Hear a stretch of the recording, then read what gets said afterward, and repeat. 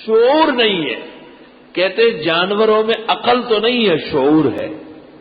گھاس ڈالنے والے کو دیکھ کے کھڑا ہو جاتا ہے، ڈنڈا اٹھانے والے کو دیکھ کے رسی توڑ دیتا ہے. اللہ اللہ. ہماری ایک بلی مجھے کہتی تھی کہ آپ دفتر کھولے، مجھے یہاں بچے دے دیں. میں نے کہا نہیں، یہ غلط بات ہے، یہاں بچے نہیں دے سکتے. جب مجھ سے بالکل مایوس ہو گئی تو منصور بھائی کے پاس گئی اور ایک خاص طریقے سے اس کو منتیں کی. منصور بھائی نے کہا کھول کے دیتے ہیں، انشاءاللہ یہ نقصان نہیں کرے گی. ٹھیک. چلی گئی اندر، بچے دے دی. ایک کھڑکی ہم نے کھولی اور اس کو دکھایا کہ یہاں سے آنا جانا، اسی سے آتی جاتی تھی. 2-3 مہینے جب ہو گئے، بچوں کو باہر لے آئی تو وہاں کھڑکی کے پاس جا کے کھڑی ہو گئی. میں سمجھ گیا کہ یہ کہہ رہی ہے کہ اب اس کو بند کر دیا. لا الہ الا اللہ.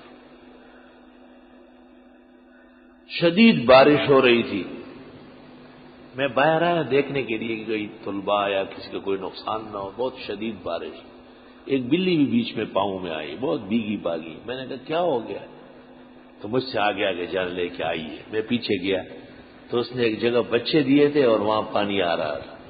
میں نے جلدی میں ایک کریٹ میں بوری ڈالی رات کے 2-3 بجے اور اس کے 4 بچے اٹھا کے اس میں رکھے اور ایک جگہ پہ جا کے رکھ لیے.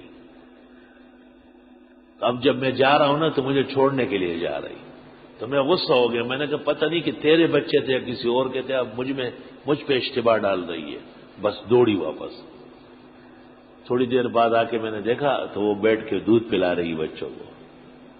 اللہ تعالیٰ نے جانوروں کو بھی شعور عطا فرمایا ہے.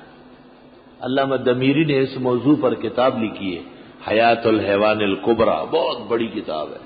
پوری کائنات کے حیوانات جو ان کو مل سکتے تھے ان کے احوال لکھے.